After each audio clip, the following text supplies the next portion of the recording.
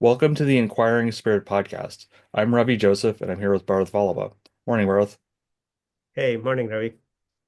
Today we were thinking about talking about the topic of rationality, and so Bharath, could you tell us a little bit about why we picked the topic and what your initial thoughts on the topic are?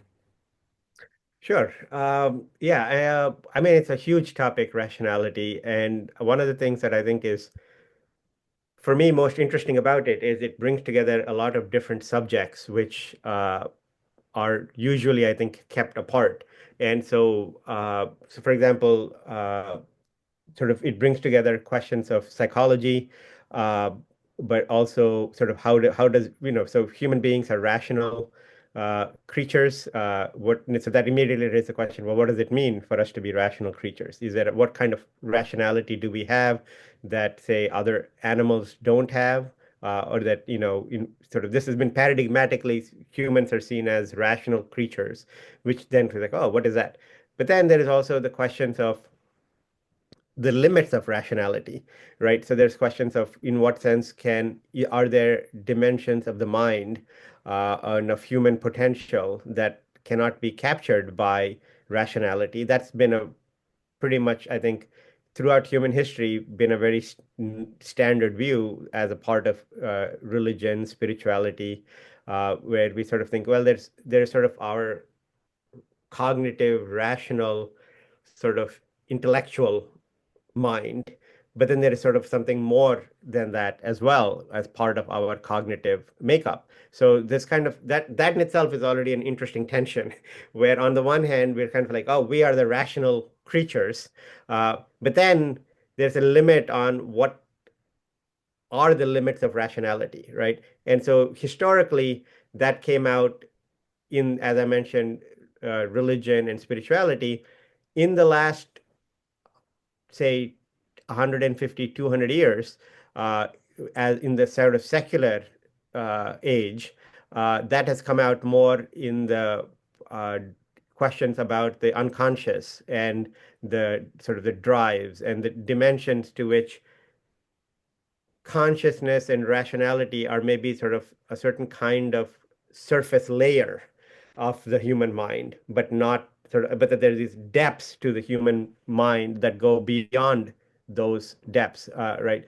And so this whole issue of how do you incorporate the vastness of the human consciousness with much of it might be unconscious to us, right? With rationality is, I think, a very interesting set of questions. And I think one jumping off point was this video with John Vervaeke and others about the nature of rationality, where uh, they're discussing uh, the questions about what is the relation between rationality, mythos, like mythology, and sort of poetics and so forth, right? And so there's these multiple dimensions of rationality that are kind of get at this tension where we're kind of defined by rationality, but we're also somehow not only rational creatures in some sense, right? And how do you put those two together, right? So where somebody like Verveke is trying to have a more expansive conception of rationality, what he calls maybe a rationality which includes wisdom. So one could say there is a certain kind of reductive, mechanical conception of rationality which people can have. Like you could be a sociopath and be rational, right? You could sort of, you know, maybe you just want to do mass murder and you could go about it in a very rational way. But there is a different sense of rationality which says, that kind of person is really missing something deep about human nature and about what kind of reasons you should be responsive to. That person is not being responsive to the right kind of reasons in the world, right? And so how do you combine that kind of minimal sense of rationality, even for example, that we might think machines can have, computers can have, but then there's another kind of rationality which is a little more loaded. How do we fit these together? Is I think to me one of the fascinating questions. So this question of like we are rational, but maybe there's dimensions of us that are not rational. How do we incorporate them? And then also even within rationality, there's sort of value laden conceptions of rationality and sort of non-value laden conceptions of rationality. And so I think it's not like there's one thing called rationality. There are these kind of multiple conceptions of rationality that float around. And sort of, I think, trying to make sense of those multiple dimensions of rationality, the way we talk about it, I think is a great way to sort of into a lot of interesting questions about human nature and sort of human potential. So maybe let me stop there for now. But I think that kind of lays the groundwork, I think, for me of why I find this topic so interesting, is it really cuts to the heart of sort of what is where did we come from as human beings, but also what is our potential and where are we going? Thinking about it in terms of the questions of rationality is, I think, a nice sort of way. That's one reason why somebody like Verweke, who's a psychologist, is struggling with them because, or and a philosopher, is because certain kind of conceptions of psychology become a very neat way to think about these questions altogether, right? Like, okay, what are we trying to understand when we're trying to understand the mind?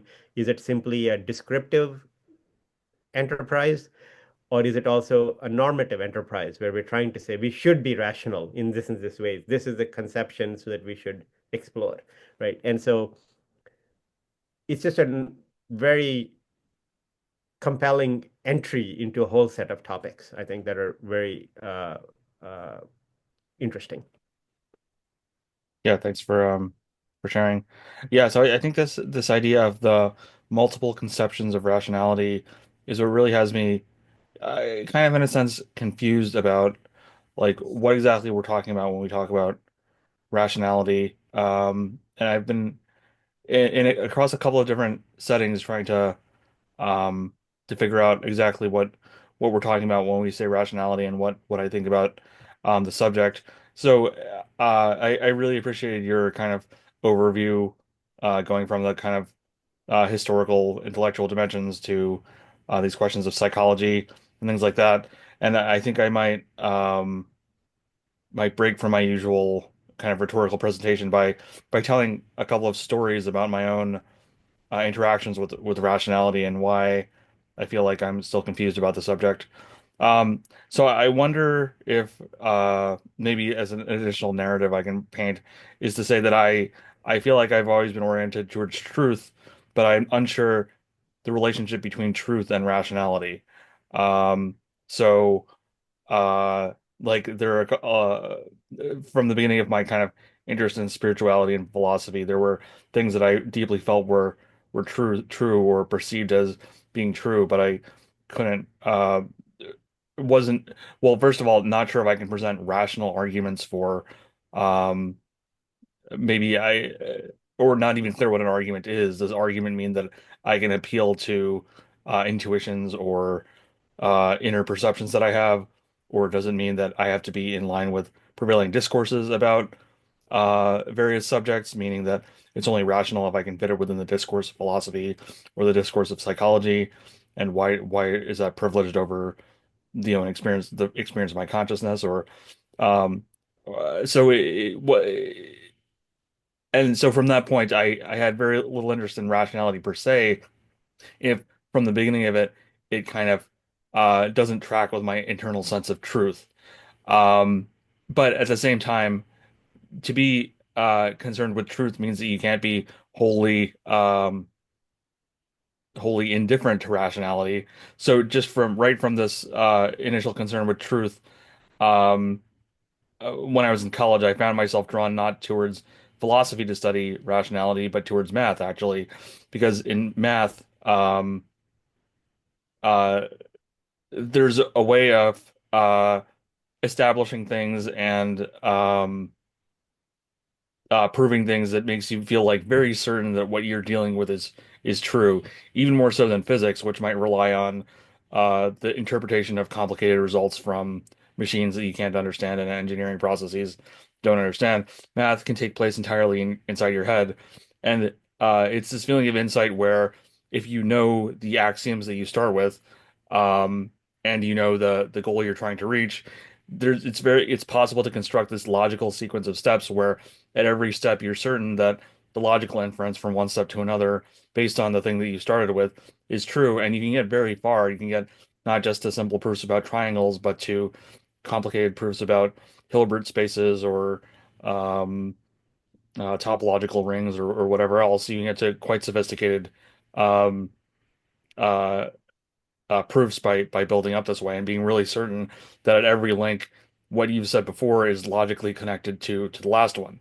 But this leaves a gaping hole because, like, what is the relationship of logic to truth? What's the relationship of these axioms to truth? And that's actually a really puzzling question.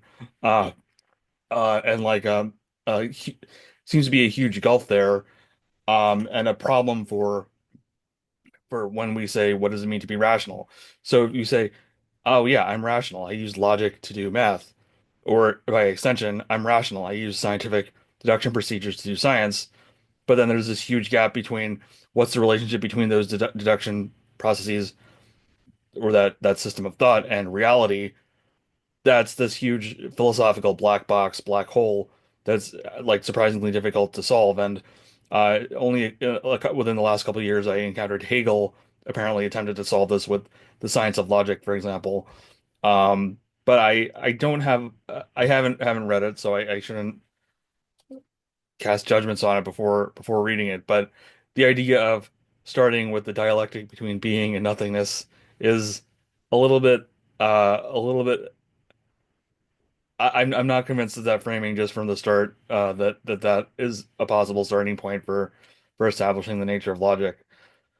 So that seems to me to say like if we can't even establish the link between logic and reality, what business do we have claiming that we're rational creatures? That seems like the first question you could ask about like why how are you rational? Oh yeah, because I use logic. It's like what's logic? It's not really clear what logic is.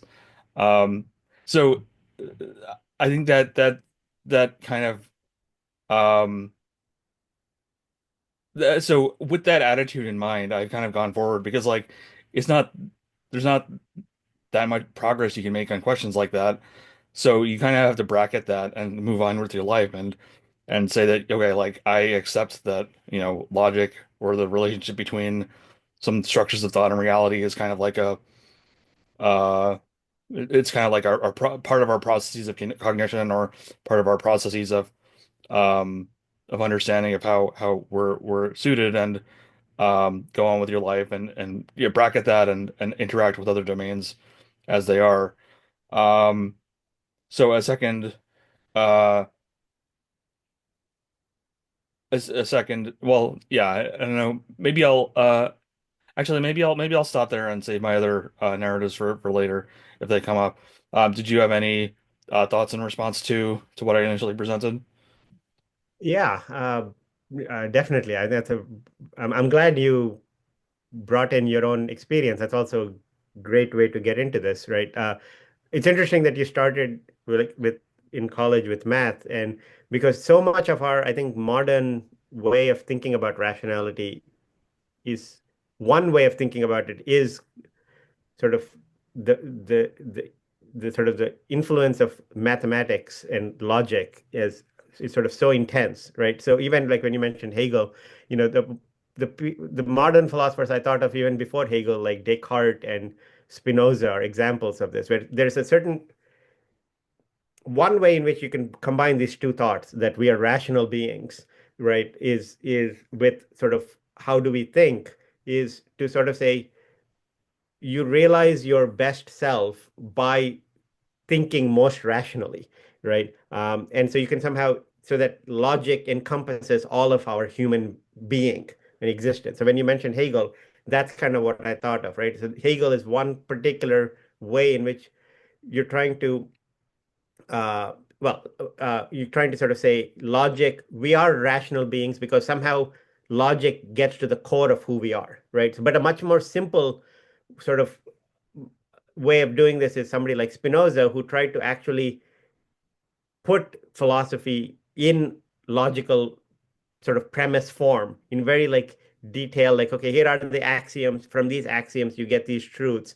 And what Spinoza tried to do was sort of say, look, if you start with these axioms of what's a property, what's a substance, what's a value, what is an emotion, and so forth, then you can logically deduce stoicism modern stoicism as how you should live your life, right? So for somebody like that, this kind of mathematical picture coincides perfectly with sort of a different conception of philosophy as sort of helping us to grow and to become sort of better people, right? And so you sort of say, yeah, when you think logically, it's not just about mathematics. That very same kind of reasoning can also help us grow as people, right? And I think one of the main challenges that has come up is sort of is be like, no, that whole project is bullshit. Like that's just not true, you know? Right. And so this the greatest example of that kind of rejection is from the existentialists, right? It's somebody like um, Dostoevsky in Notes from the Underground. He gives this very vivid example, vivid expression of this in the character of the underground man, where he sort of says, I refuse to believe 2 plus 2 equals 4 because it interferes with my freedom, right? It wants me to force me to say 2 plus 2 equals 4, but I value my freedom so much that I am going to reject this thing, right? And so that sense of, whereas in Spinoza, you have this kind of harmony of mathematical precision with human freedom, right? And human growth. Then, but for somebody like Dostoevsky, these two things are like warring with each other, right? It's like, no, I will not be reduced to machine consciousness. I will not be reduced to axiomatic ways of thinking because I am fundamentally an emotional being. I am fundamentally sort of almost irrational being. And my essence is in that irrationality, right? And so, uh, when you were saying, describing sort of your thoughts, I was kind of thinking, yeah, this seems to be this interesting tension playing out in what I was hearing in your story of beginning with math, but then wondering what is the connection between math and reality, right? That tension is, I think, defines a lot of our modern condition in certain ways, where, in the ancient world, people didn't begin with math in the same way, even the Plato or whatever. But that's just if you think of religion, broadly speaking, it doesn't begin with math, right? It begins with human consciousness of certain kinds, maybe mystical experiences, the certain kinds of, what did Christ experience in the desert? What did the Buddha experience under uh, the tree of enlightenment, right? This kind of thing, right? They're not there doing sort of mathematics, right?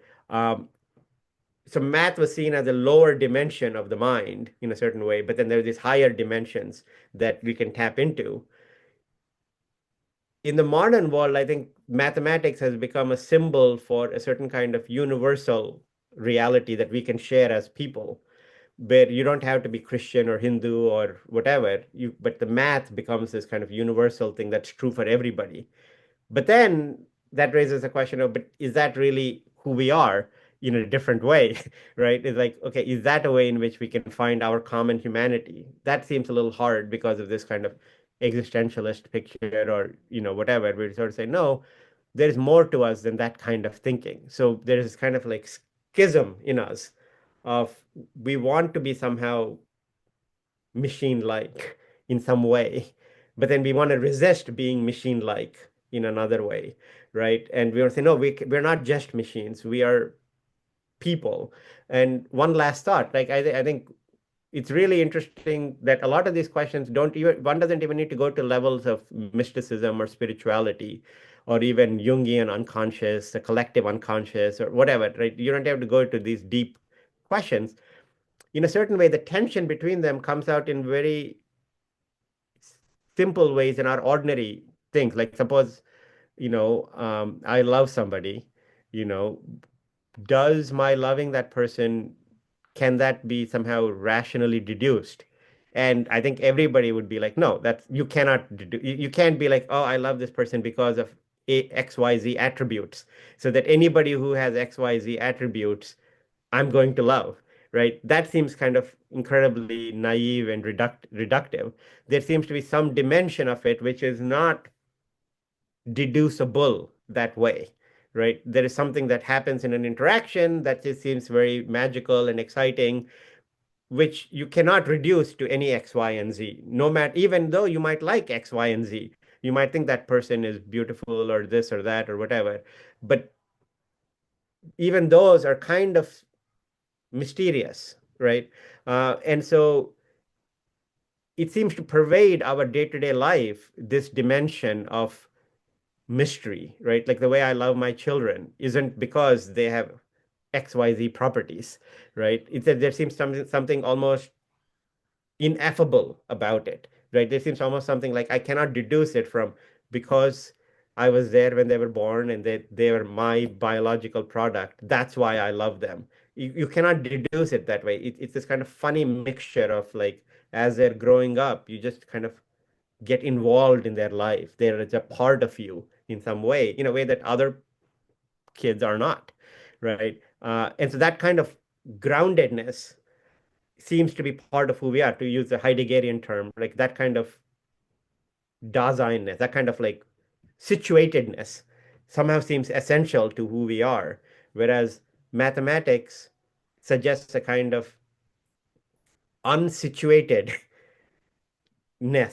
right? And so that there's a tension between which kind of rationality do we want or do we aspire to? A kind of unsituated kind of rationality or a kind of situated rationality? And if so, what is the connection between these kinds of rationality? So I think, yeah, that was kind of some of the thoughts that I was thinking of when you were speaking. Mhm. Yeah. Um, so this idea of rationality as the path of human growth leads to another one of the kind of narrative sections that I had in mind.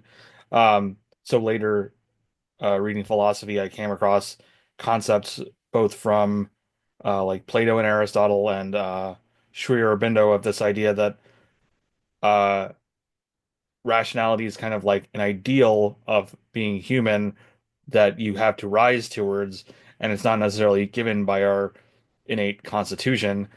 Um, and you might even have something like evolution of like cultures or people towards that ideal of rationality, and then eventually that ideal of rationality is attained.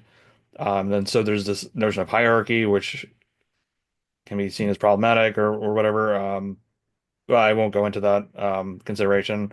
It's just presented at at face value that you have like let's say a like a brute type which just cares about physical force. Then you might have an emotional type who cares about emotional passion, and then the highest one of all is the disinterested sage who's able to make rational judgments. And the sage is the closest to wisdom, for example. That's kind of like a conception from the from Plato of the silver soul and the bronze soul and the gold soul, or whatever the levels are. Yeah, I think the um, Yeah, yeah, so yeah, those are yeah, bronze, silver, and gold. Yeah, yeah, yeah. Um, yeah, so in True Aurobindo, there's a higher level of the spiritual man, even above that, where is no longer just rationality, but opens up to spirituality. But so this conception of the rational man, it's yeah,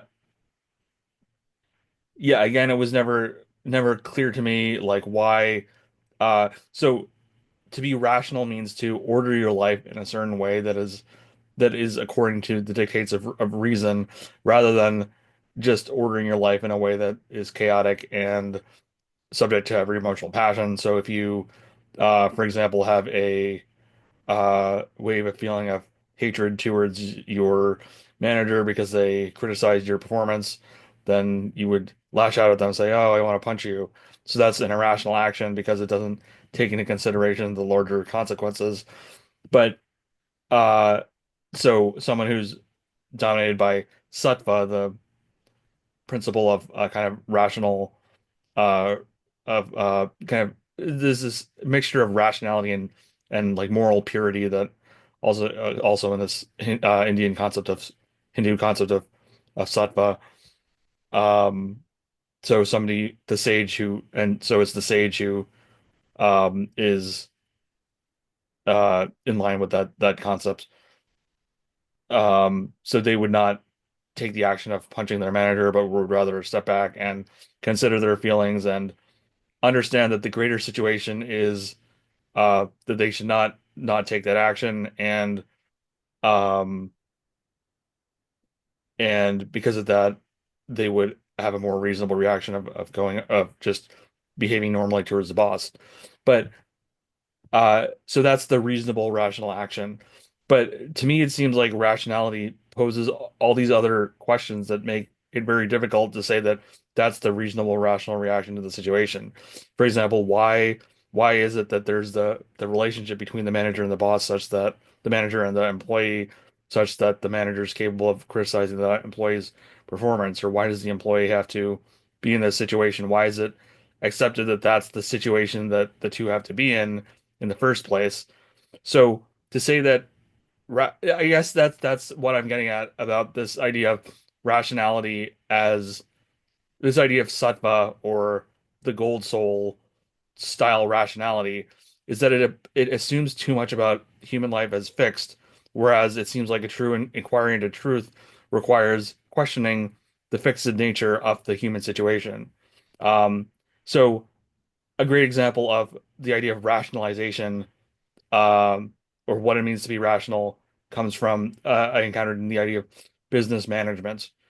Um, so, and I'll explain why I'm linking it to this example in a second. So, when General Motors was formed, the first empire builder kind of chaotically bought a bunch of different auto parts companies and kind of strung them together in this ham-handed way into this conglomerate um, where you might have one company making ball bearings and one company making engine parts and one company making tires, and eventually General Motors kind of assembled them to a car. But the problem was that nothing was coordinated. You'd have I don't remember what the exact problems were, but you might have, for example, the two different tire companies had different gauges. One's a 15-inch tire and one's an 18-inch tire, and they're made of different materials and they come in at different times. One comes in every 2 weeks and one comes in every 3 weeks, or and then you don't know how to fit them into the ball bearings, and so there are all these problems that come about from a poorly organized system of companies that are just patched together in this way to make General Motors. But then the next CEO, I think it was Alfred Sloan. I don't remember if Alfred Sloan was the one who rationalized it or the guy before Alfred Sloan. But anyway, so after the initial empire builder who kind of conglomerated all the sub companies into General Motors came across, there was the CEO who rationalized everything. So he instituted financial controls to make sure that every purchase was approved, and you can only spend money in ways that make sense, and you have to align all the standards between all the different departments, um, and make everything flow as a smooth or in a way that we think of a well-managed, well-organized company rather than a chaotic company whose purchase orders are coming in at different times and whose wheels are different sizes and things like that. So that is an unrationalized state and a rationalized state. So that, it seems to me, is the nature of this kind of sattvic gold soul rationality, that you have a chaotic system and then you make it well formed. But a true orientation towards truth as opposed to mere rationality. The thing with rationality is it doesn't question the frame. So the frame being, why are we pursuing this goal of doing an auto parts company? Why is it that of all the things we're doing, why are we building an auto parts company? Why is the system set up such that we have this capitalist exchange between all these other it takes us fix the frame that we're like, once you're already in the situation of being an auto parts CEO or being a auto manufacturing CEO, then yes, this is the way to be rational. But the question of, out of all the things to be, why are you an auto manufacturing CEO as opposed to a farmer? That's outside of the frame of this kind of rationality, and that it doesn't seem can be answered by Suffolk rationality or Gold Soul style rationality. Um, so that's why it seems to me that it's inadequate for philosophers to say that we're philosophers because we're rational, because it seems like true philosophy or true orientation towards truth has more questions than merely rationally organizing the situation that you're already in um, takes place. So I think that's my problem with rationality, that it takes too many things as fixed when it's not clear that you have the basis.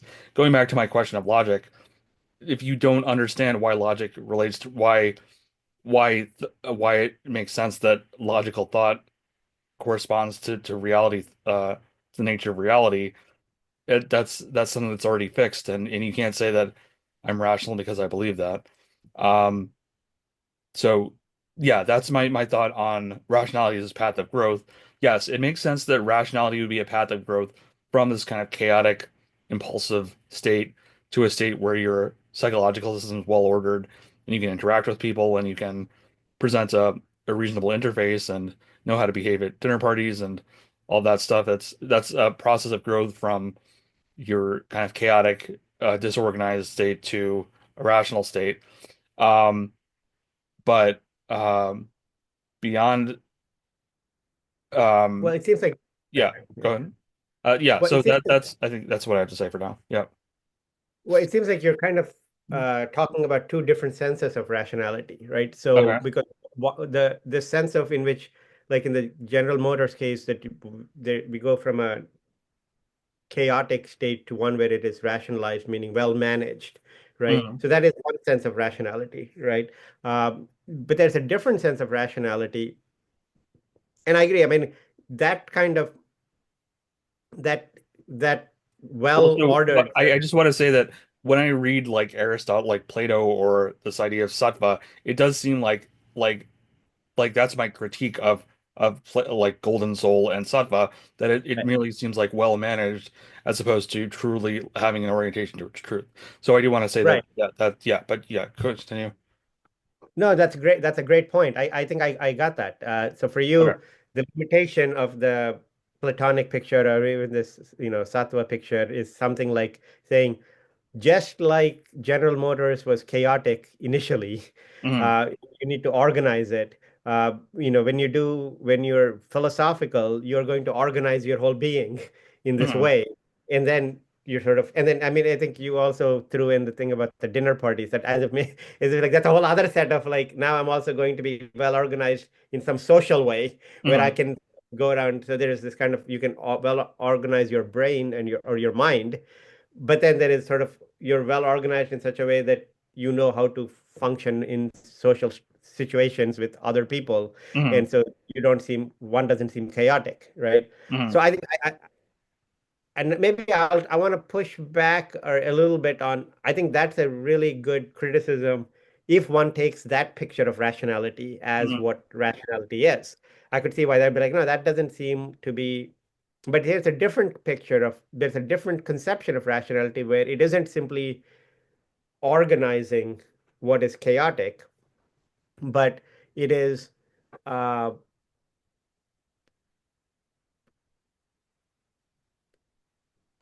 accepting and somehow conceptualizing the fundamentally sort of maybe chaotic nature of our lives, right? So this way, the let's just call it, I don't know, the General Motors rationality, right? The way it just sort of organize things, right? Or even if to some extent it's a question about how to interpret somebody like Plato, right? So what does it mean to be a gold soul? Is your mind is organized in a certain way. That's what it means to be a gold soul. So that you maybe have the right thoughts and you have the right views and so forth. So you're not confused and right. But this is a tension even in Plato, because obviously that is not the conception of rationality that Socrates embodies, right? Because Socrates, for if anybody is a gold soul for Plato, it's Socrates. But Socrates has no views that he believes, right? There is no, if you were to sort of say, Socrates, what is the way in which you organized your mind so that, how does sort of your family and your work and your citizenship and your ideas and your mathematical knowledge and your emotional, how do all of these connect, right? Socrates would be like, I don't know. In fact, I don't know what any of these things are. What is mathematics? What are emotions? Right? And so he would just go down the rabbit hole of asking, what are these things? such that we don't even know what they are. And so then for Socrates, questioning them becomes the way of becoming rational, not organizing them in a certain way and having an answer about them, right? So this is what I was going to say in response to your point, is that there seems to be a different conception of rationality, which is not about organizing our mind as much as somehow coming to grips with the chaos of our mind and of society and of life, that it is not organizable, right? That it is so chaotic that any assumption of organization is only a step in a process, and that it will collapse. The step will collapse because you cannot, it's like trying to contain chaos. You cannot contain chaos, and the world is somehow fundamentally chaotic in the sense that it is so much more complicated than what our mind can possibly fathom, right? And so if that is the case, then being rational must mean accepting that that is kind of our situation, so that we cannot actually organize it in a certain way, right? And so this is kind of the view of uh, in a way one could say that to me, and this I'm curious, I was going to ask you, uh, well, I'll ask you and then say the thing, right? Like how, when you transitioned, well, what was that transition like for you from being a math student to maybe being drawn to Aurobindo, right? Like how did you make sense of that transition, or did you make sense of it? What was it like for you? Because the thing that I was thinking is that one way in which I tend to think of spirituality, like even if we go back to somebody like the Buddha, right? And I think this is what, like, maybe the Stoics or even like the ancient skeptic, there were these people who sort of thought we can't know anything. We have to embrace that we don't know anything. That's what they took from Socrates. Part of what they were accepting, part of what made it a spiritual practice was accepting the complete contingency of any organization that our mind can fall into in understanding the world, right? To accept that it is always going to be sort of temporary. It is not going to be permanent. It's not like, okay, I figured it out, right? I put it all together. I put together how all of the different dimensions of my mind or of society all fit together, that is always going to be an illusion. It is going to be a temporary illusion because at some point reality will knock down those walls, and I'll have to reshuffle everything all over again and try to put it all back together again, right? So to use your GM analogy, it would be a little bit like saying, yeah, imagine if GM was growing so fast continually always, such that there is, as it grows, it falls into chaos, and then somebody will need to come back again and be like, let's organize everything. Then it falls into chaos again, and then you have to fix everything, right? So at a certain point, a rational response to this situation would be something like, oh, maybe there is no steady state that is permanent, actually. That the steady state is always going to be temporary. And as a human being, I need to come to grips with that fact about life, that there is no space in which all of these things will come together in a harmonious way and stick.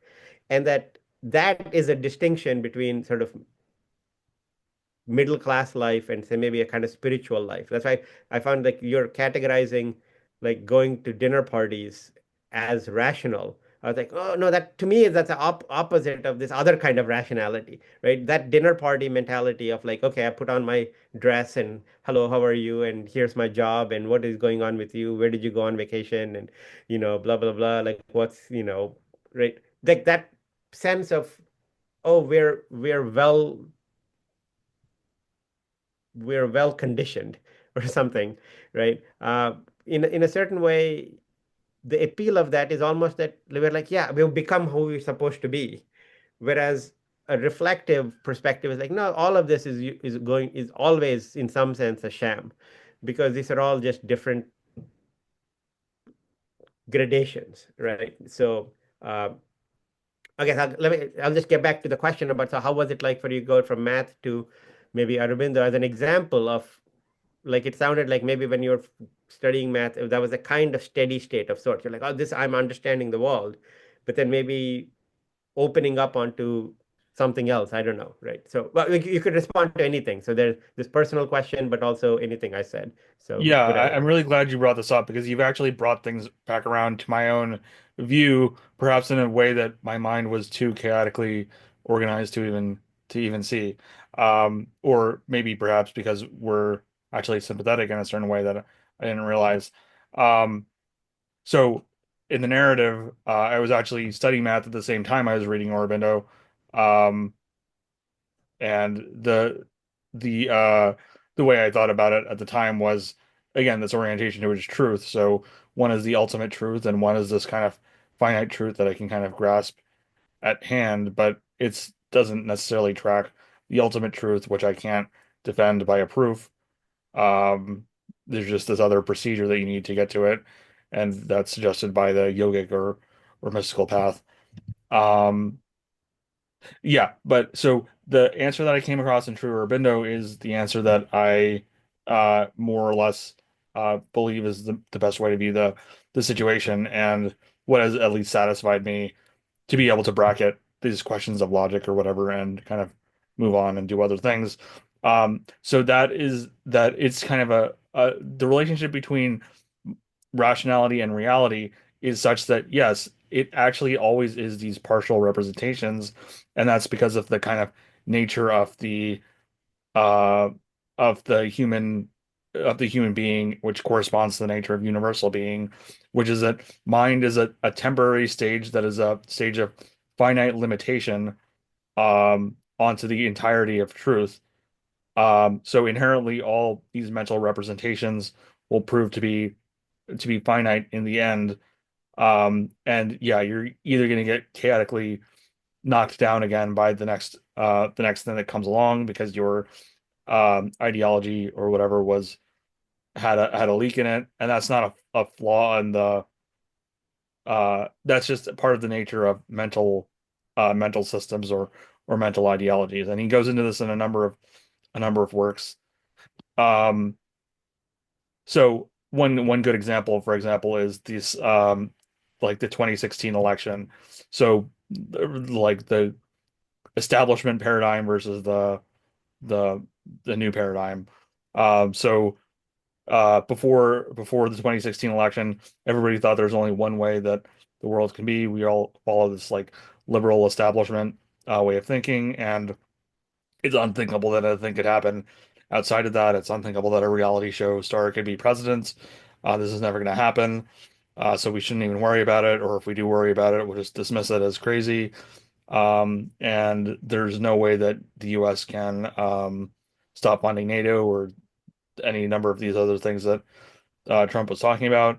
And then this event happens that shatters everything that we believe is possible. And so, like, yeah, it's the US can elect this reality show star as president. That can happen. The US can threaten its allies. That can happen. The US can want to withdraw from international bodies. That can happen. It's not part of the nature of things that it's going to progress forever in this one direction, according to this system that we set up in our heads.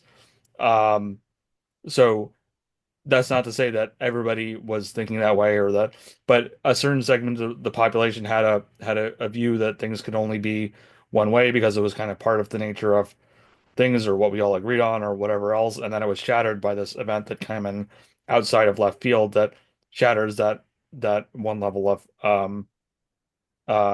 thinking.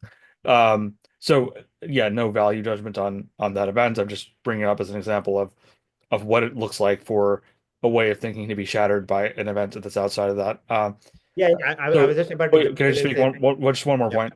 Um, um, so what's a little bit unsatisfying about True Aurobindo's take is that philosophically is that so it's kind of this almost like a sales pitch, like here's the problem in the mind, but the only way to solve it is by going to the supermind. That's my patented system for ultimate reality. And the process of getting to the supermind where you get into direct contact with knowledge is very difficult. Not something for the faint of heart, not something that Right. a lot of people think is even possible. So yeah, it is possible to get to the level where your knowledge and reality are at one with each other, but it's this kind of esoteric procedure that you may or may not believe in, which I personally find plausible and am pursuing, but there's it can't be demonstrated rationally, let's say. Um, yeah, so but anyway, at the level of the mind, you can't answer this question. So I'm not going to get my answer to the logic question. I'm not going to get it in Hegel. I'm not going to get it in Aurobindo. Maybe I'll get it if I go down the path of Supermind, but it's not happening where I am now. So I just have to kind of live my life and solve other kinds of problems. Yeah, yeah, go ahead. Right. No, yeah, you said so many interesting things. Uh,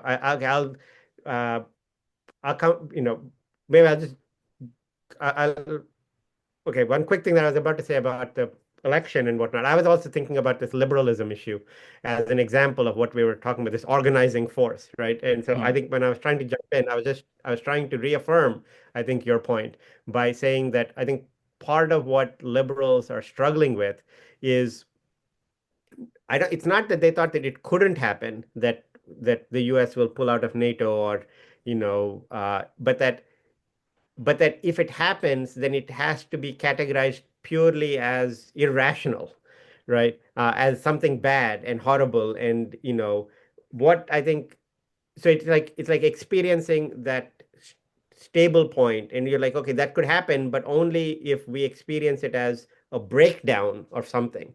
What is, I think, so impossible, what is feels so hard from a traditional liberal perspective right now to grapple with what's happening is to see it as a breakdown in the direction of growth, right? So if you're a Trump supporter, then it's very easy to think of it as breakdown in the direction of growth because you're like, wow, of course, yes, because the liberal project is bad. It's irrational. This is a rational thing to do, right? Of course, if we're going to support Ukraine, we need to take their mineral deposits and they need to pay us. What's the problem? That's a very rational thing to do, right? It's actually the opposite. This continual giving, giving, giving, and getting taken advantage of. That's irrational, right? And so there's a temptation to sort of be like, this is a perfectly rational thing to do. It's the liberals who are irrational, right? And partly what I think is hard for liberals to get their mind around is maybe that older framework that maybe that Obama wasn't the beginning of something or the end of a framework. We need that to collapse to come up with a new framework, right? Is what I think is so hard to accept, right? It's like we need to go through the process of collapse. We need to go through the process of chaos. Maybe to some extent, not only chaos, maybe the new structures are getting formed, you know, to get to something else. So anyway, but that was just a way of it's a way of saying it's way of agreeing with what you were saying. Um, to come back to the Aurobindo math thing, so I'm curious. So yeah, I'm also inclined. For me, the supermind thing doesn't work partly because it seems to me like it is trying to do the mind activity, but at some higher dimension, so that you don't get to have the problems with the mind. Like whereas if you actually do it at the sort of normal mind level, then when the world hits it and it collapses, you're like, oh my God, it is collapsing because we can see how it collapses, right? Like, so liberalism is a good example of it. It was a construction at the mind level, an organizational level. It's collapsing. We can see that. If you abstract it away, or if you talk of a supramind level, then it's almost like, I guess to bring in this kind of scientific language, it's unfalsifiable, right? You can never even think about what it is for that to be collapsing unless you already buy into that whole framework, right? And so that is partly what I feel is maybe when you say it's a limitation of Aurobindo's view, that's kind of what I for me, that's where I get off the boat a little bit. It's like I actually want the collapse to be something visible, right? I think that is part of what helps us to become more rational, as in more expansive in our awareness, is to be able to have the collapses be something that we can share as people, so that we're kind of going through the same collapses together, right? So for me, at a certain point, when I stopped believing in guru figures, was when I was like, yeah, the guru figure who somehow seems immutably correct was starting to seem to me very problematic, because this is where now the interesting questions about rationality and power come in, right? Because there's a certain sense of who gets to say this is the right organization of our lives is very deeply connected with questions of power, of who gets to say that and who has to be the listener, very similar to the questions of the manager and the employee, right? Why does it have to be set up that way? Why does Aurobindo get to be the person who says? Why does Christ get to be the person? Why does Obama or Trump? Why does anybody get to be the people who get to say this is the right organization, and others sort of have to follow that, right?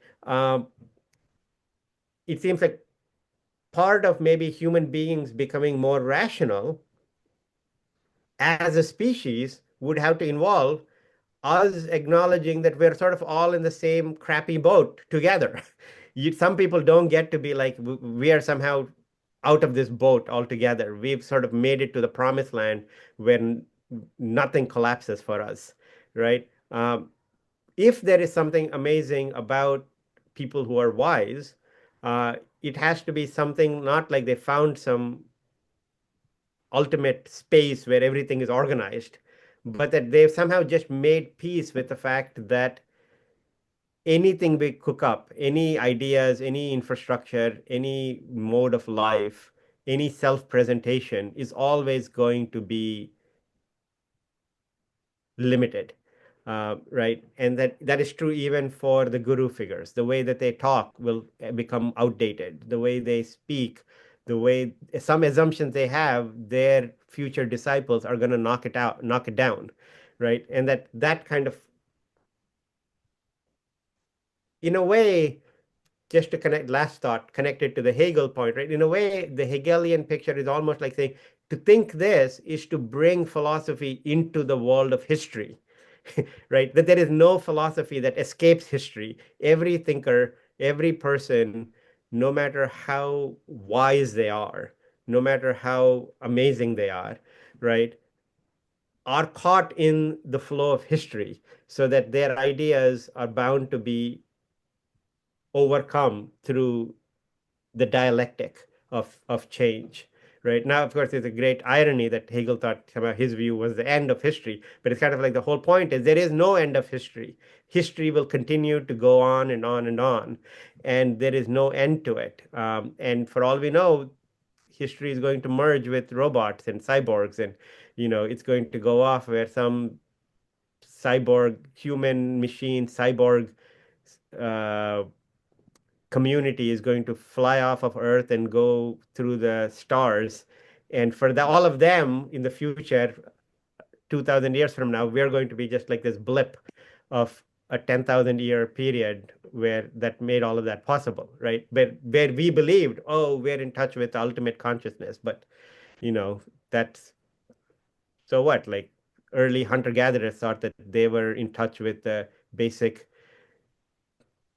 people in Africa, hunter-gatherers in Africa, that they were in touch with the basic kangaroo nature of reality. But that's just how it goes, right? So, Mm. Um, yeah, maybe I'll comment on your bring up rationality and power because that's another um trail that I've been thinking about. Um, so I think for Sri Aurobindo, the question of the relationship of the irrational to the rational is that um, so there are these different levels of the human being and the physical level, the vital level, which is the level of life force, of emotion, of all these kind of irrational forces or that we think of as forces that we think of as irrational, but still have a play on the bearing on the human experience, like love you brought up. Power is another one of them. Um, they're put in the vital level, which is again the realm of life force, and then there's the mind level, which is that which kind of selectively chops off finite pieces and organizes them in a finite way. So the important thing is that the vital can't be um, so in Aurobindo view, the vital can never be organized completely by the mind, although different people have different levels of discipline, which is a kind of mental way of controlling the vital. But ultimately, the real control over the vital can only come in the supermind. Um, but as it pertains to power, um, so sorry, I'm still trying to think of the best way to go into this.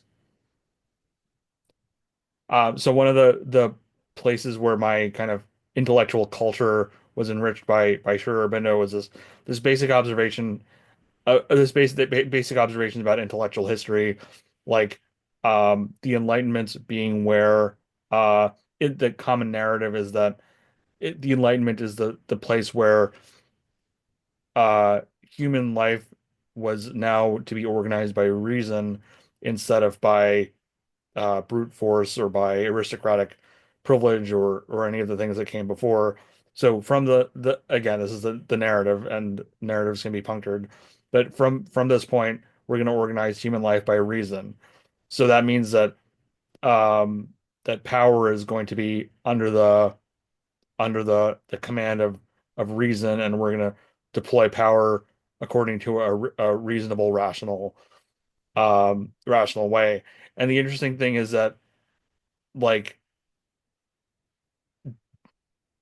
what seeing that was the structure according to which things operate made a lot of things clearer for me in terms of like why newspapers have op-eds and why people have political debates and so there's this yeah, understanding that we need to organize society rationally, but it's not necessarily universally accepted what that means or the entire field of what is actually in play. Um, so uh, yeah, there's this inseparable um, notion still of the idea of the exercise of power and actual rational like there's always this dimension of power that is in play regardless of whether it's rational or not that I think is still in play no matter what we want to do about it. Um, sorry, I'm not making a point yet, I think. Yeah, so let me see if I can organize my thoughts better. But I'll just pass to you. What do you think of this idea that at the Enlightenment, human life is organized by reason instead of by brute force and power? And have we been successful in doing that to any extent, or is that just um just a myth that we will be able to do that? I am very broadly on board the Aurobindo narrative here. Right. Hmm. I think the narrative as I understand it is that, you know, Well, so I good. wouldn't even say that's the Aurobindo narrative. I would say that that's No, no, the not the one you just said. Yeah. oh, okay. Okay. Right. No, yeah, I was just going to build on that. What you just said is the Okay. Enlightenment narrative, Yeah, that's right? yeah. Yeah. So, right. So there is the Enlightenment narrative, and then there is sort of maybe the Aurobindo's uh, criticism and extension of the Enlightenment Yeah, narrative. yeah. Right. Right. So yeah, I was aligning Okay. myself with criticism and extension of it. Right. Hmm. So I think the Enlightenment narrative, yeah, was that we used to be sort of purely creatures of habit and superstition. Now we become rational, and science and reflection and sort of self-criticism are the dominant perspectives. We now are going to organize our society according to the systems like that, and we're going to organize our education. We're going to organize our lives according like that. So now we sort of are rational. People were irrational. Now we're rational. Now we're going to reorganize everything according to rationality. Hmm. Um, The problem with that picture is that is the organization picture of rationality, right? It's like it was disorganized, but now we have organized it, right? And the problem, the limit of that view, and which is, I think, what we are seeing, is that the Enlightenment picture started to break down from in many various ways, like, oh, it's actually not completely open to everyone. It's so not open to so many people, right? It's not open to because of dimensions of race and gender and whatever, right? Colonialism and all of these things. Where that Enlightenment picture was enmeshed with all of these other dimensions, where this idea of we are now rational raises the question of who is the we in that, right?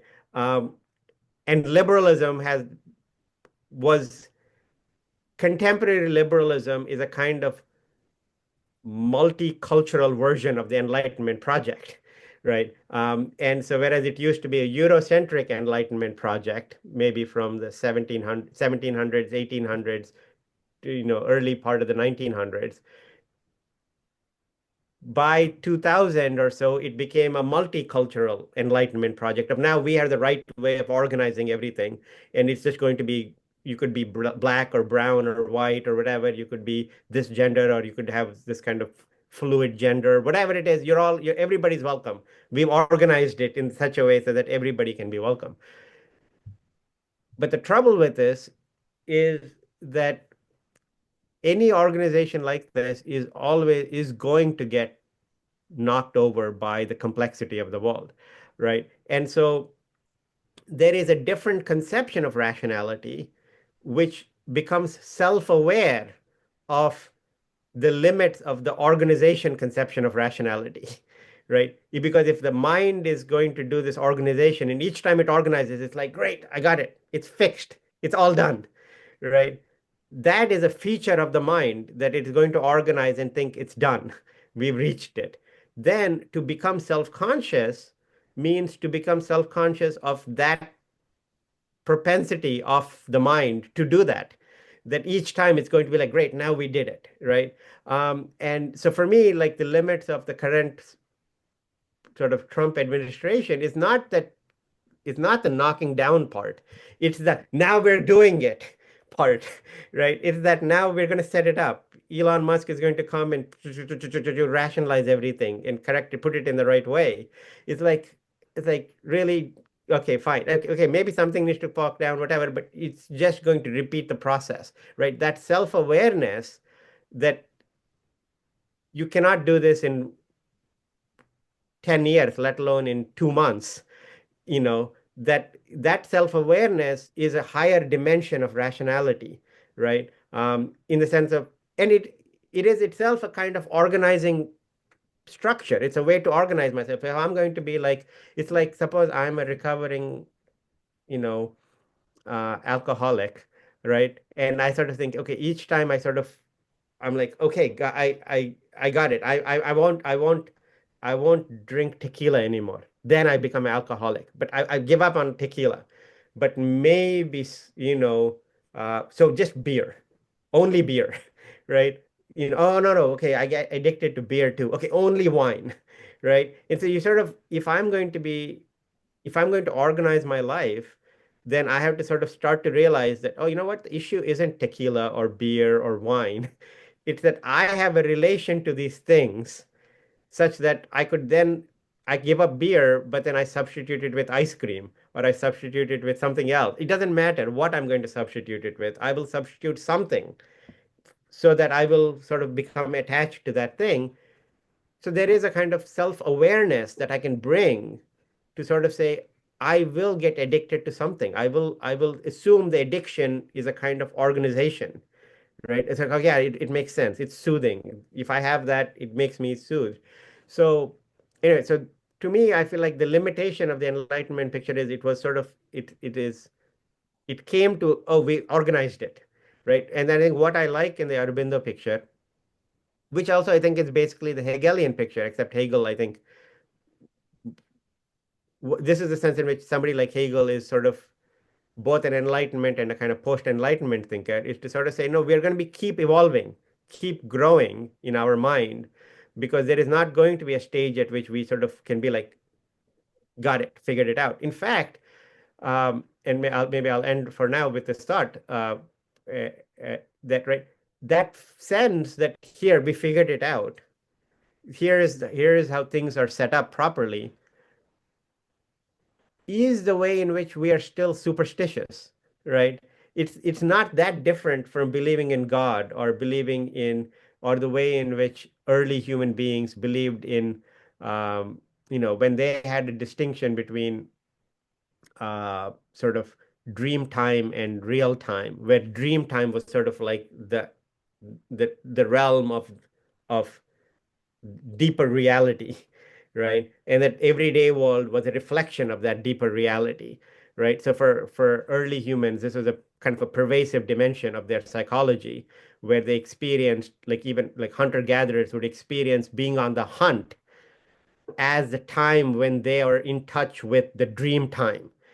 But then when they're not in the hunt, they experience it all as a kind of lull. They're like, okay, yeah, we're just lazying around, right? But that time when they're in the hunt is when they are now being like the heroes, like the gods, the real hunters, right? The way they experienced it is that when they were being like the real hunters, then they're most alive. They're kind of like vibrant. They're kind of on edge. Their adrenaline is pumping. Their things are popping out to them in the environment. They're kind of really sort of alive. They feel alive.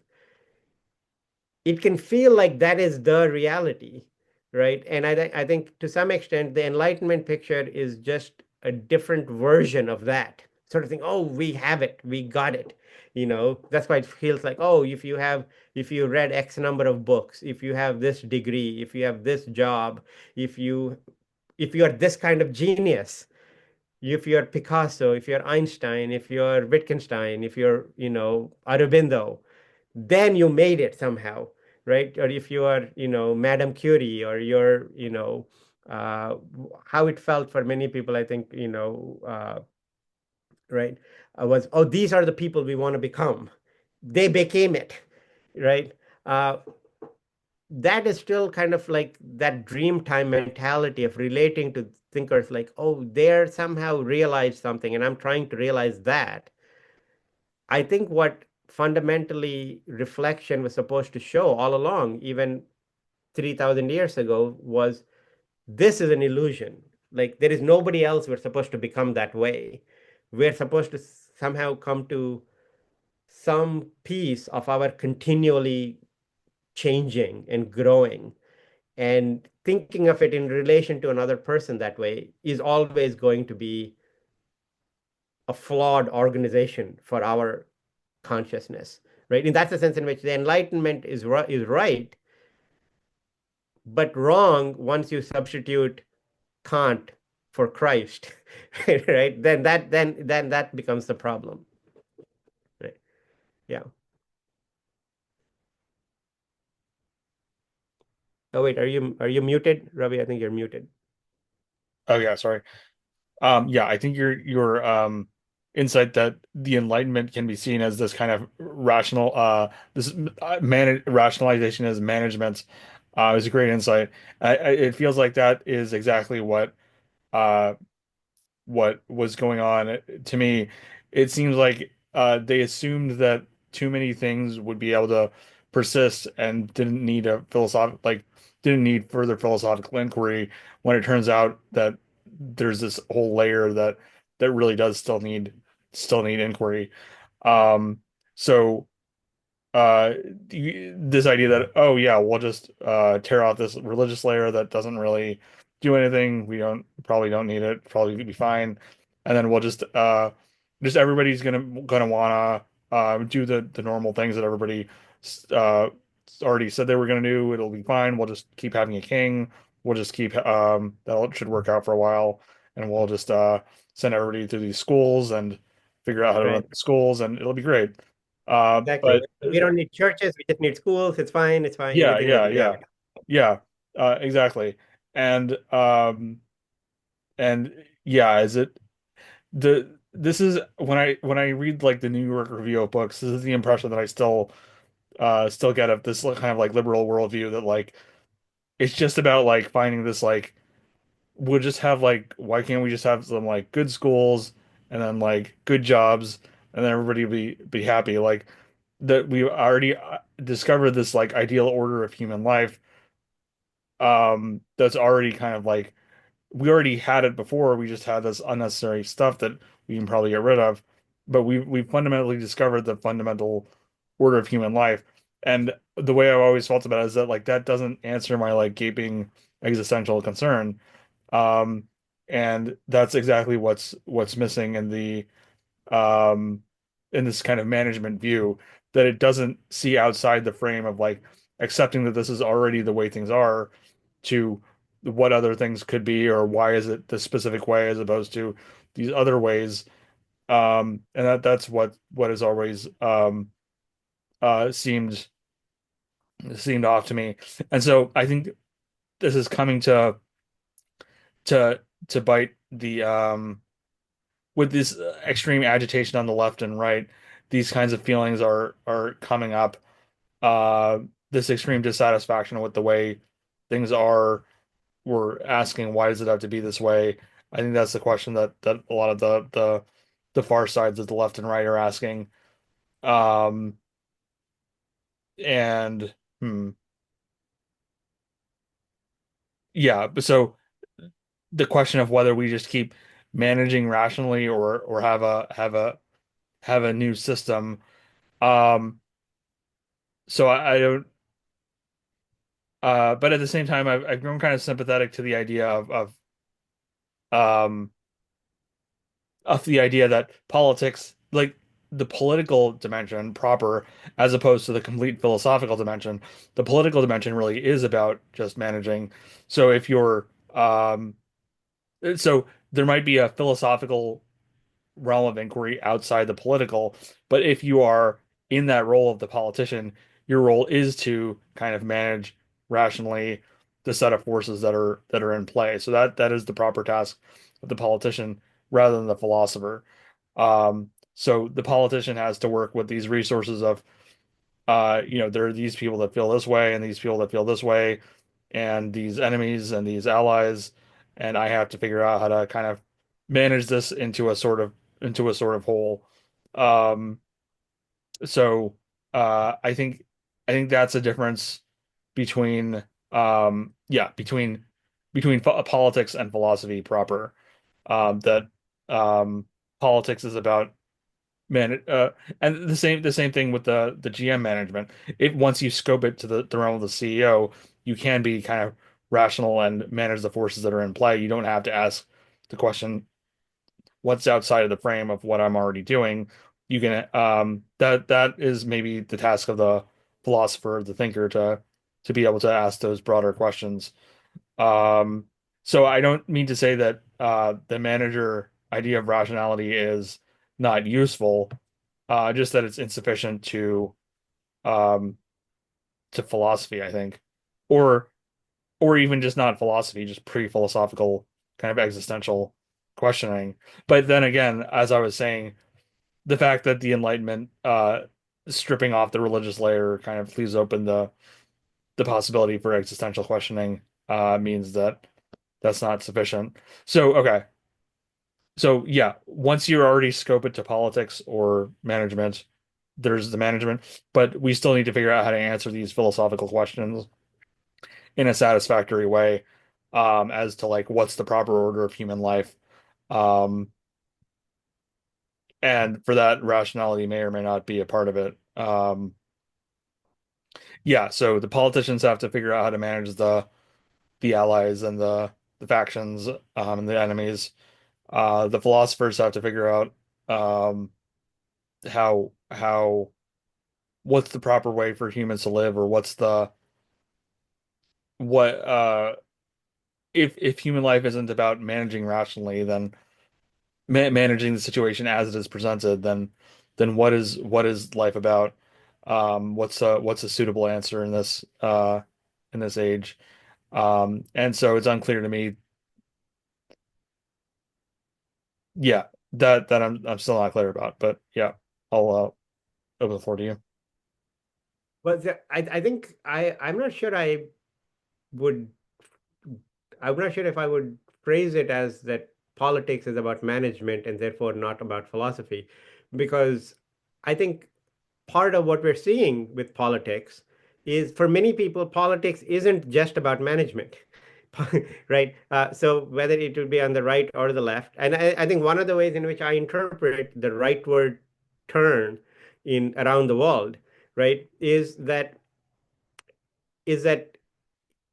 people are becoming, obviously we live in a secular society, right? Even the people who want to live, who are religious, who might even want religious societies, they want religious nations to be sort of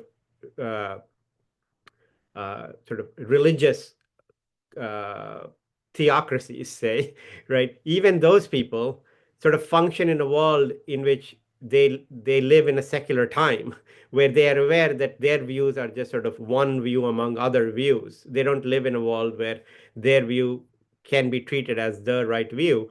So part of what's happening, I think, is that for many people, politics has become the space of spirituality or a philosophy in a existential sense, right? And so this is a way in which I would say that academic philosophy, or even philosophy broadly speaking, humanities, that the New Yorker, the New York Review of Books type of intellectuality is feeling passe, in the sense that that is sort of that is a particular organization of intellectuality, right? We sort of like, okay, we're going to write essays like this, and then we're going to go to, we're going to talk about books in this way. We're going to have a certain mannerisms of speech and, respecting each other and whatever. Right? These are all things that are habituated in a certain way,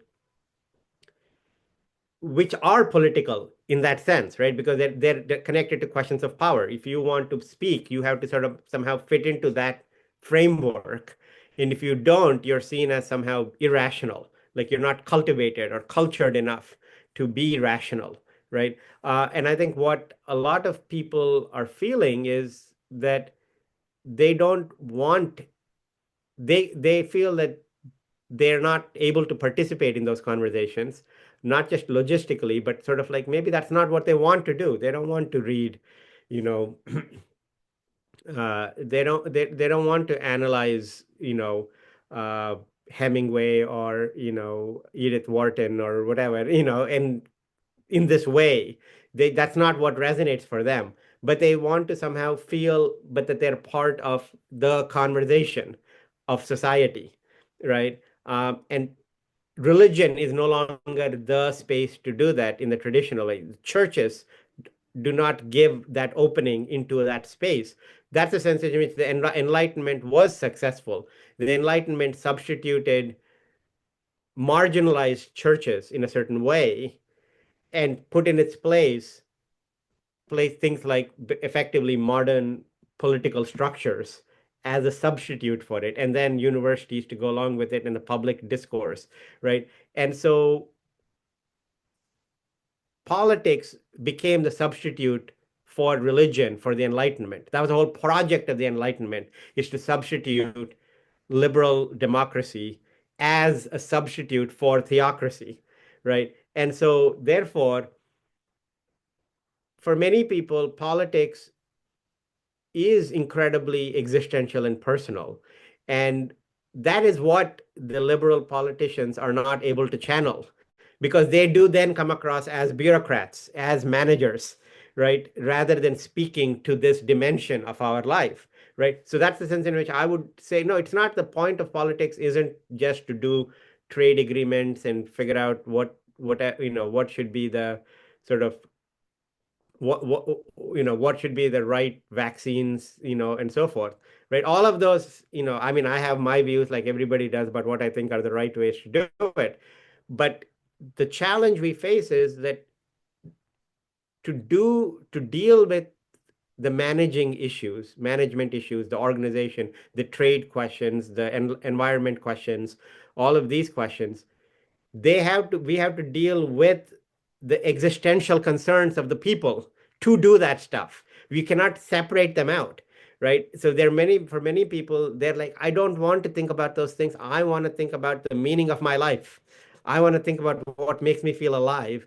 And you know what? Like, what is boring about the old politics is it is forcing that meaning of life stuff somehow off the table into my personal life. I have to figure it out on my own. But when we're talking outwardly, then we just have to talk about whether tariffs are good or bad and listening to the economists and this kind of stuff, in which I can't, I feel alienated from it, right? So to me, this is the part of the limits of the Enlightenment model is that the Enlightenment model did not tap into the unconscious dimensions of our life, right? So that's the sense in which it wasn't fully rational, as in like it wasn't fully cognizant of our mind, right? So it was sort of like saying, yeah, we controlled our, like religion was a way of controlling our unconscious in some way, channeling it, aspire, making it aspirational in a certain way. The Enlightenment really has no analog of that at all, right? And enlightenment has no analog of how to deal with our unconscious, how to deal with the existential angst. That's the whole point of the existentialists, right? People like Kierkegaard and Nietzsche and Dostoevsky was to say something is getting left out. Right? You guys are talking about Kant and Hegel, are talking about, how rational we are and how we're going to grow to become, fantastic beings and so on and so forth. But you're leaving out something fundamental to our lives. Um, Similarly, with objections about, feminism and racism and whatnot, there is a dimensions of our life that this Enlightenment picture, as it was set up, is not capturing. So there is a way in which the next iteration after the Enlightenment picture has to embrace all of the messiness of life, uh, in along with the rationality of it, right? Along with sort of, so somehow the rationality of it and the messiness have to come together. And in some ways, I see current politics as it's really the existential element reaction to the Enlightenment, right? It is the we don't need to be rational in this kind of measured reflective sense. All we need is the willpower to do it something, right? And that is what is the real thing.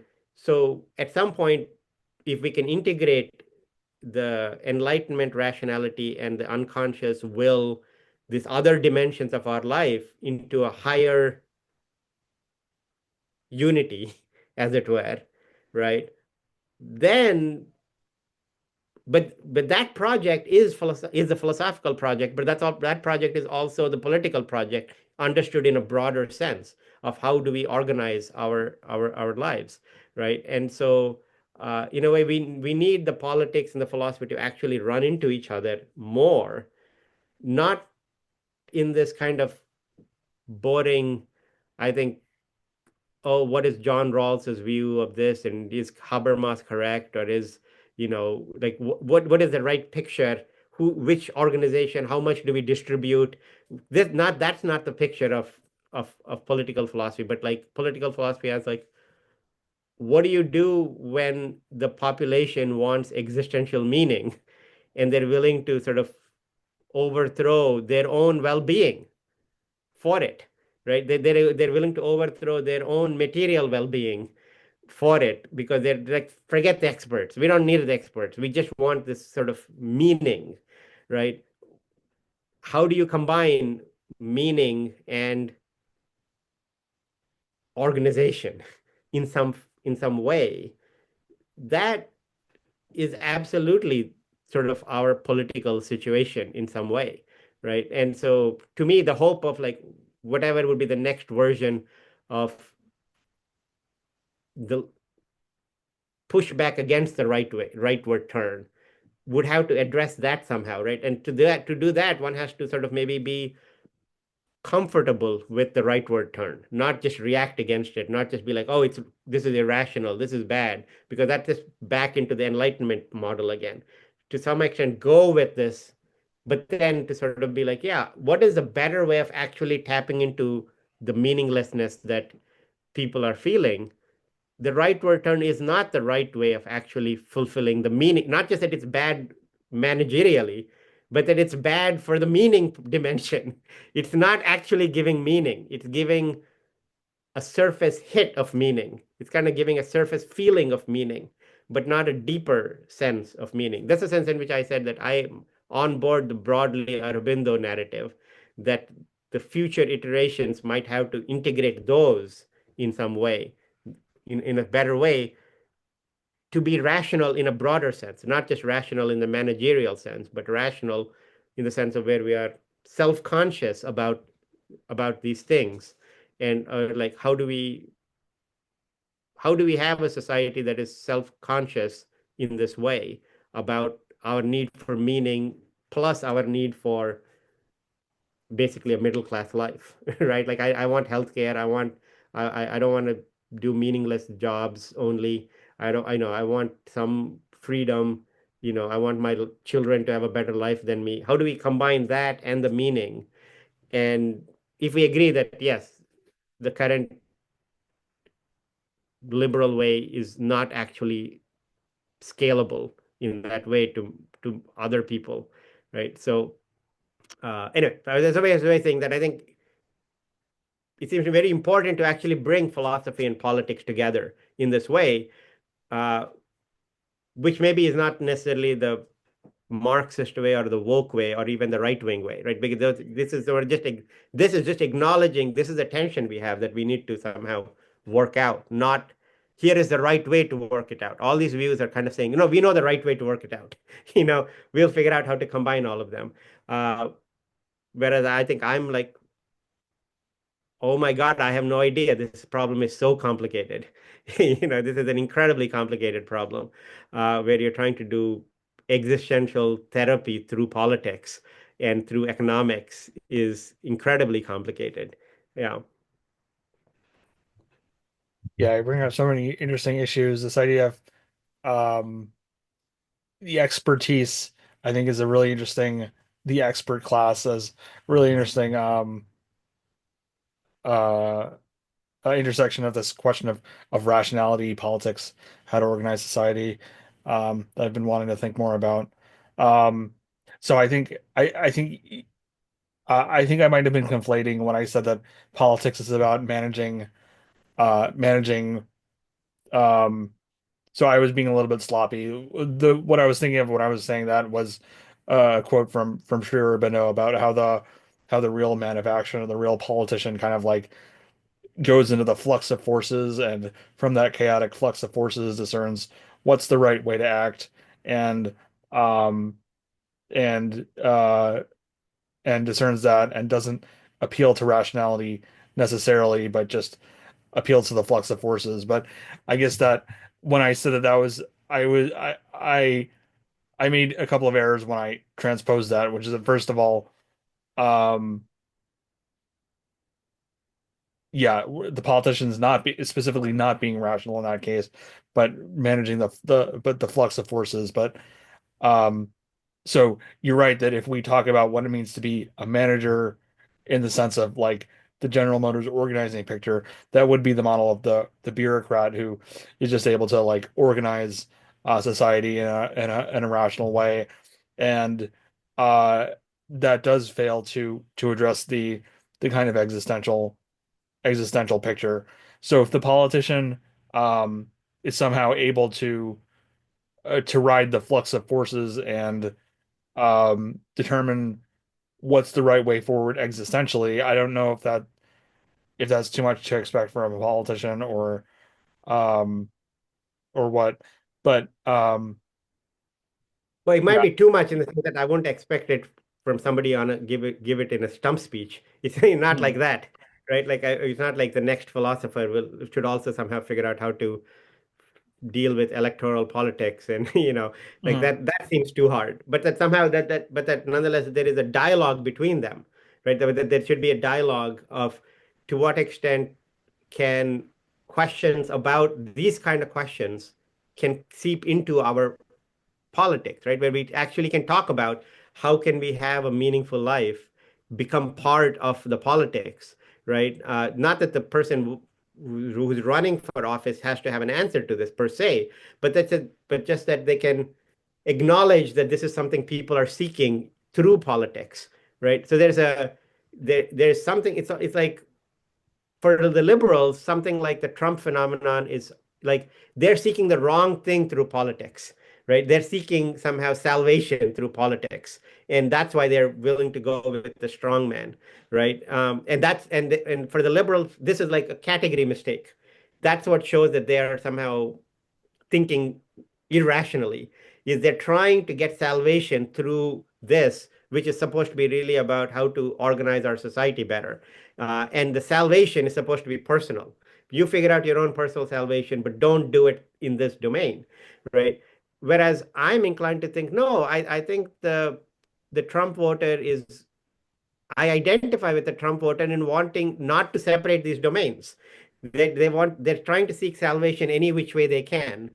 To tell them don't seek salvation through this feels paternalistic and condescending, right? Because it's like, okay, maybe you don't need it in that way, right? But maybe you're happy to get it through reading Joyce, but then when you come to vote, you're just kind of like, okay, I'm now going to just think about, what should be the healthcare system look like, you know. But partly possible for you because you're able to read Joyce or you're able to read, Kafka or whoever, right? And that you're able to reflect on the meaning of the human condition in that way, in that context. But suppose you're not able to. Suppose you don't have access to that stuff, right? Or suppose you do, but you don't want that. You want something else. To tell somebody don't seek it here seems kind of uh,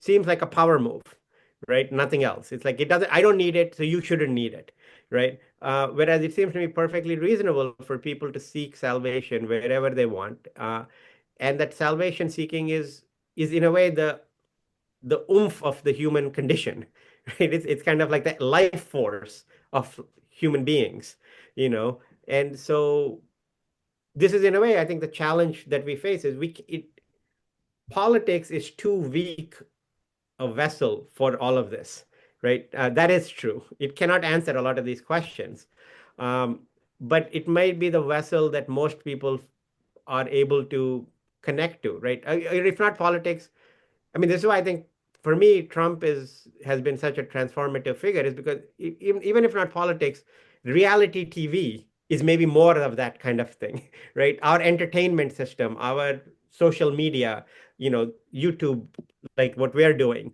this seems to be more of a space where people can seek salvation in this way, right? And so the blurring of reality TV and politics has transformed politics and given it a broader scope in a way that traditional politics would definitely keep the soul and the striving for meaning out of it, right? Whatever might be the disagreement between George W. Bush and Obama when they were running, or in that between those two camps in the 2000s, it wasn't about, it wasn't at the level of salvation, right? But then suddenly the social media landscape has opened up that, oh, we could bring the salvation energy into these conversations. That I think is a good thing. That I think is perfectly understandable. And I would even say perfectly rational because the old system is crumbling. It could not handle the salvation dimension. It it almost made it seem like you don't need to worry about, you can get salvation just through reading Descartes and Locke because that's what it was for them. But for most people, they're not going to get salvation through Descartes and Locke, or Kant or Hegel, you know. So they need something else. But the old ways have come out, become lost. So what is the new way in which they will get salvation? And here's where I agree with the kind of Aurobindo historical narrative, but maybe not in practice the way it played out. Because I think that I think this focus on the supramind, in a way, I think is the wrong direction. right? It needs to be more in the direction of the ordinary almost, right? So this is where, for me, in our continual conversation about Aurobindo and Wittgenstein, for me, the Wittgenstein energy is more like pulling it into the ordinary, to be like, we need to change the ordinary in some fashion, to infuse the ordinary with mythology and with this kind of dimension of of uh, of I guess salvation, right? And so that our everyday has kind of gotten hollowed out, right? Whether it is through the Enlightenment project, capitalism, mass entertainment, whatever it is, the everyday has gotten hollowed out from a sense of the mythological being part of our everyday life, which is what people are used to, right? And so we need to reinvest the everyday with those things.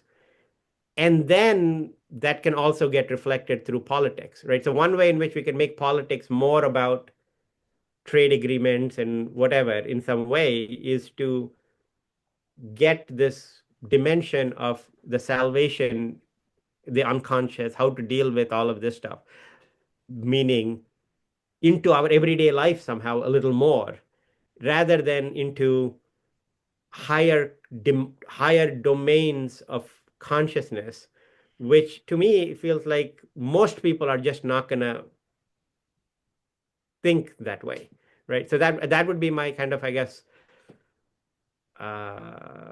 structural disagreement with Aurobindo.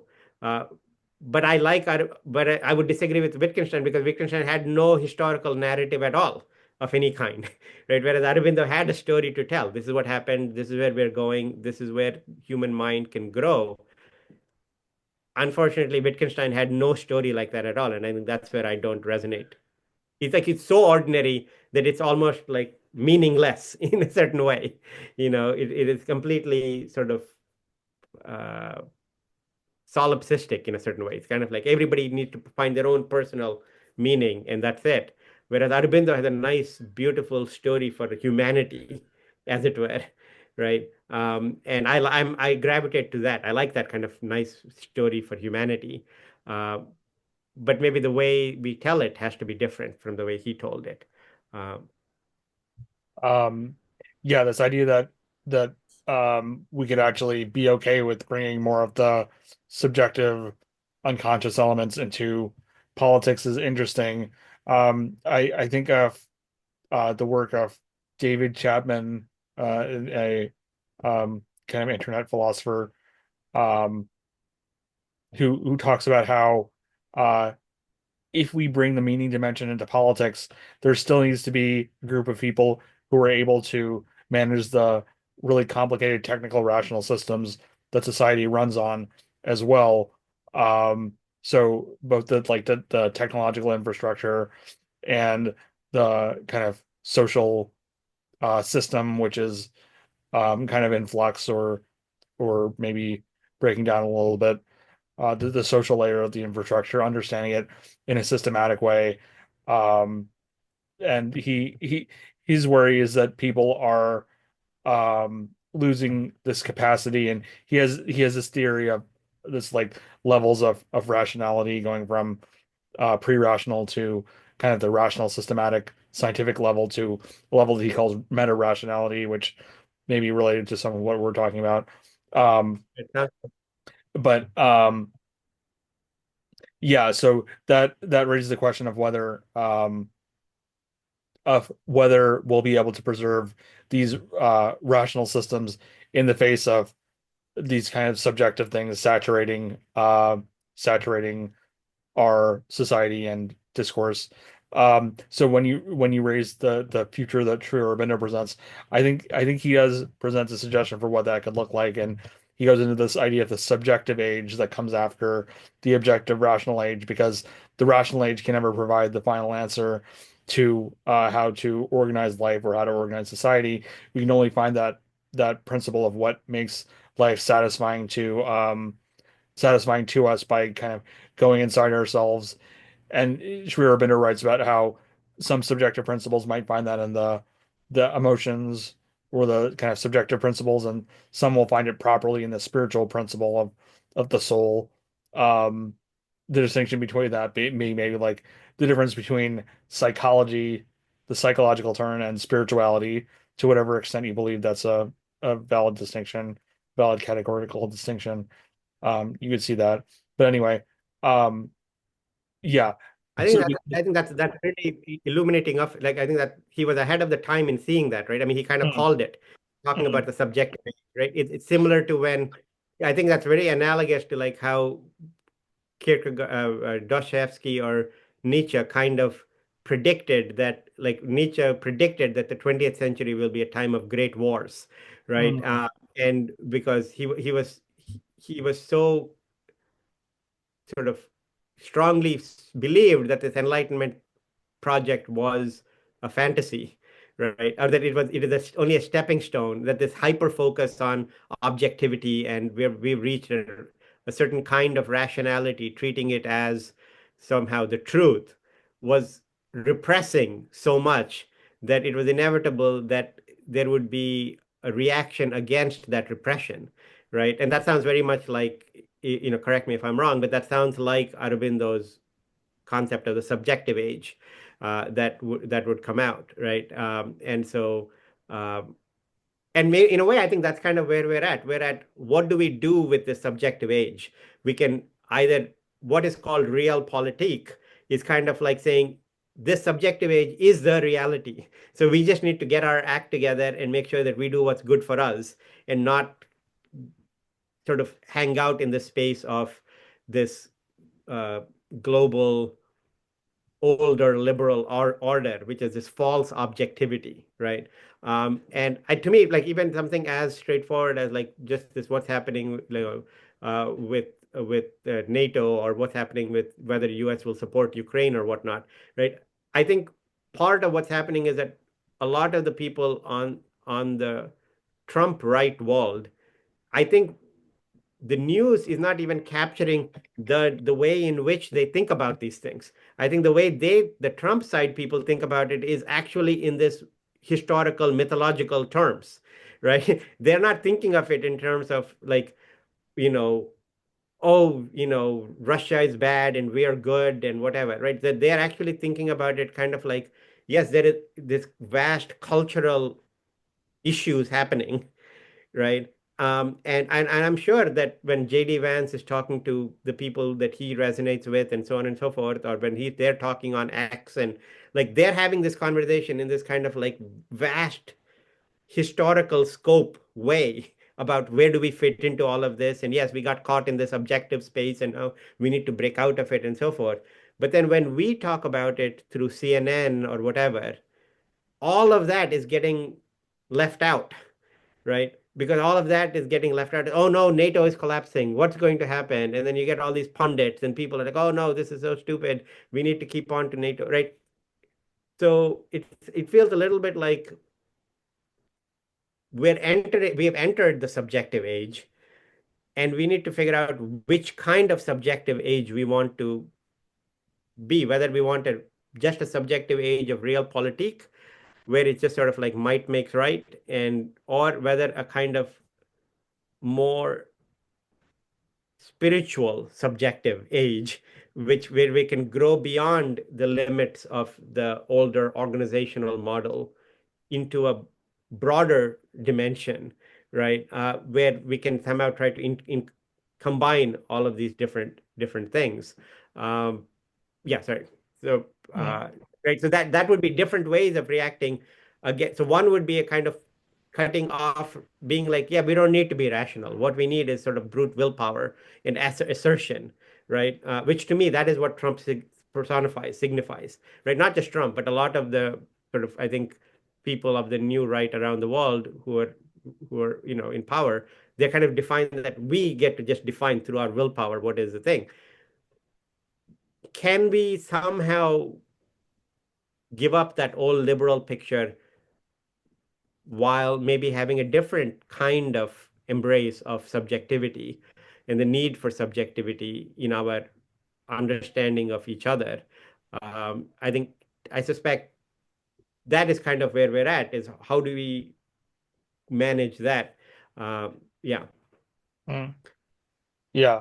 Um, yeah, I wonder if this is a good place to wrap up. I think it's bringing things back around to me, and it's interesting to me that I was, as I said at the beginning, feeling quite confused about this topic, about rationality, about what my thoughts are, and it really seems like as is appropriate for my kind of Aurobindonian philosophical outlook, it does tie back around to Sri Aurobindo's basic views on rationality and the subjective age, and I think that's what I'm left with as far as my understanding of rationality. Um, did you have any final comments? My final comment, I think, is yeah, I want to say one last thing, which is just that I think rationality, like many as a word, I think is people, I think, use it in so many different ways. Like even this thing about that is a rational age is to frame it that way is to make rationality something limiting, right? Whereas if you're Socratic, um, then you might be like rationality is our highest ideal.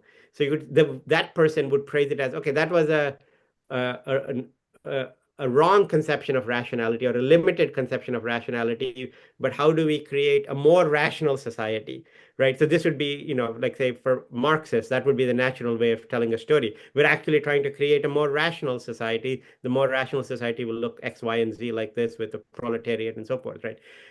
But you don't have to be Marxist to tell that story. You could just sort of say, oh, we want a more rational society. So I think I often wish people would just be more cautious about these terms and realize that none of these terms are really etched in stone, right? Whether we use the word rational as a pejorative word, whether we use it as a limited word, like, okay, we're some part of it is rational, but really we're not fully rational, or whether we use it as an honorific, aspirational word, like, yes, we can try to be fully more rational, but that doesn't necessarily look like just being more logical, but in this expansive sense of rationality, right? These are all also part of what we're navigating as people. Like we have to, like, if for somebody they're like, yeah, yeah, we need to get out of the rational age into some other new age.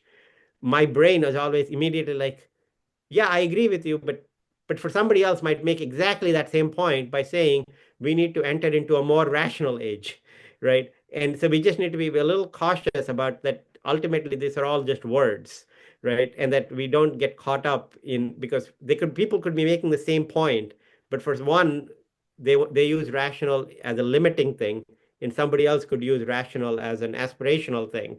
And now there's just going to be a lot of confusion in the conversation, right? As long as we're just keeping that clear, then maybe we can just sort of talk about the aspiration and the limit and not worry about the word rational or spiritual or, mythological or what all these words are. I think we tend to kind of get trapped by their uses in that way. And I guess I wanted to, I guess, put my one thing out into the universe saying, I wish we didn't do that so much. We could just sort of not get caught in that way. Yeah. Cool. Well, yeah, thanks for a great discussion. Okay. Yeah. I enjoyed it a lot. Bye.